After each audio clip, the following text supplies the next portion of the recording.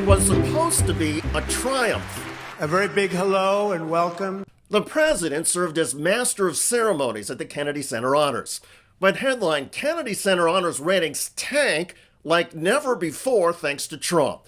Donald Trump's takeover of the historic institution has effectively killed its popularity. Programming Insider quote, the Kennedy Center Honors on CBS drew its smallest audience ever on the night of December 23, 2025, averaging an estimated 2.65 million viewers. To put that in perspective, the 2024 broadcast averaged 4.1 million viewers, which itself had already marked a historical low. Do the math, and this year's telecast represents a 35% year-over-year decline, a staggering drop. And never mind the audience, artists have also dropped. A dance company is now the latest group of performers to pull out of a show at the Trump Kennedy Center after the president put his name on the front of the building. You've got more artists now pulling out of scheduled events, including the Cookers. They're a jazz band. They were set to perform a couple of concerts on New Year's Eve, but they've now joined a growing list of artists backing out. That latest wave coming after the Trump-appointed board voted unanimously to rename the center the Donald J. Trump and the John F. Kennedy Memorial Center for the Performing Arts, as you see there. The president's name added to the building earlier this month. Under a federal law passed by Congress in 1964 and signed by then-President Lyndon Johnson, the center's name cannot be changed without congressional approval.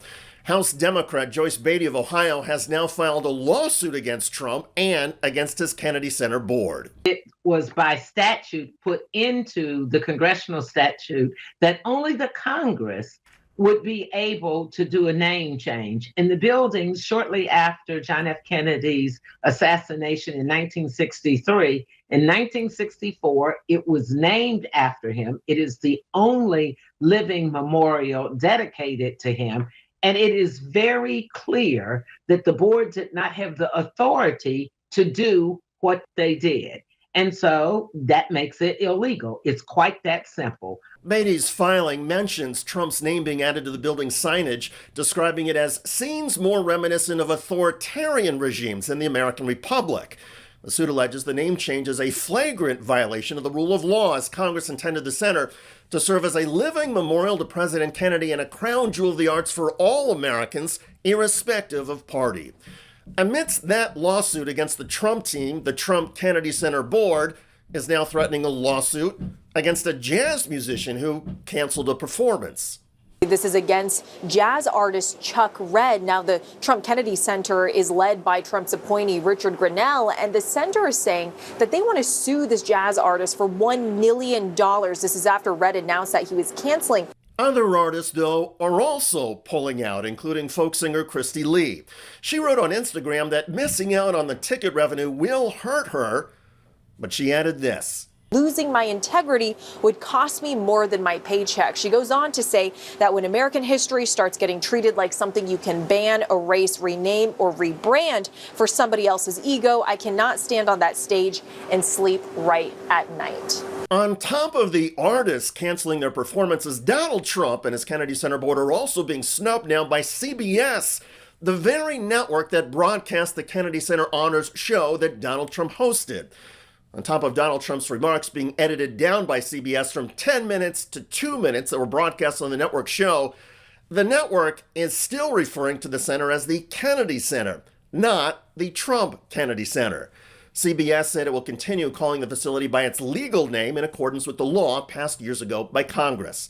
And on the night the Kennedy Center Honors show was taped, the president and First Lady had to stand in front of a CBS backdrop screen that defied Trump's name-changing wishes.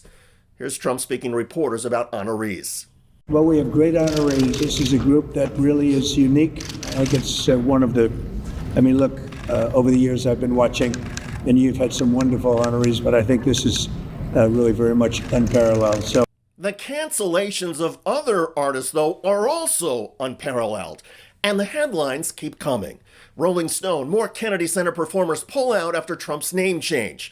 Doug Verone, who canceled his dance company's event, called the decision to protest it financially devastating but morally exhilarating. Other artists who have canceled include actress Issa Rae, Pulitzer Prize-winning musician Rhiannon Giddens, rock musician Peter Wolf, the Gay Men's Chorus, and Broadway's Lin-Manuel Miranda. the producer of Hamilton, has canceled the entire 8-week run that had been scheduled at the Kennedy Center this spring. Let's be clear. All of these artists and producers are national heroes. By contrast, Donald Trump has long made a crass habit of slapping his name on everything from skyscrapers to steaks. The Kennedy Center is different. It is hallowed ground for the performing arts and was created to honor President Kennedy's belief that the arts are essential to a vibrant democracy. Now, Donald Trump wants it to serve as his personal billboard. A billboard for an adjudicated rapist and convicted felon whose chief contribution as president to art and aesthetics has been the gilding of the White House Oval Office and the mass production of vulgarity. Donald Trump does not elevate institutions, he drags them into the swamp of his own disgusting appetites. Wherever the Trump name lands, seriousness flees and dignity evaporates. Legal experts say that eventually the courts will rule against Trump's Kennedy Center name change, and the ruling, they say, will not be a close call. In the meantime, kudos to all of the performing artists who are taking a stand right now. They are underscoring that even in this era under Donald Trump, there are still many Americans and countless artists who know that national honor and cultural memory still matter.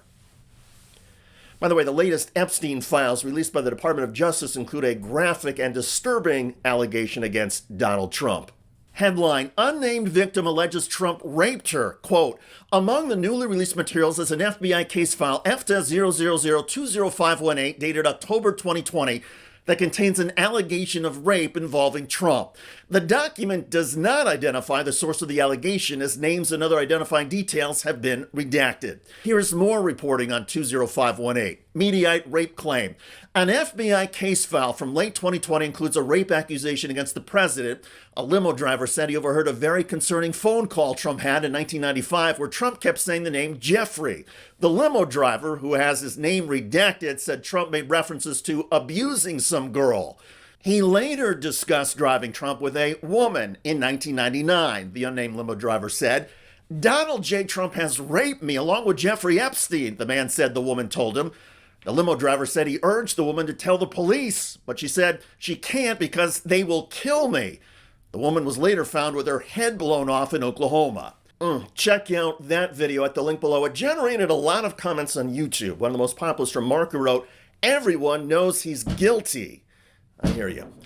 I look forward to reading your comments about Donald Trump's effort to change the Kennedy Center name blowing up in Trump's face. I'm David Schuster. Thanks for joining us.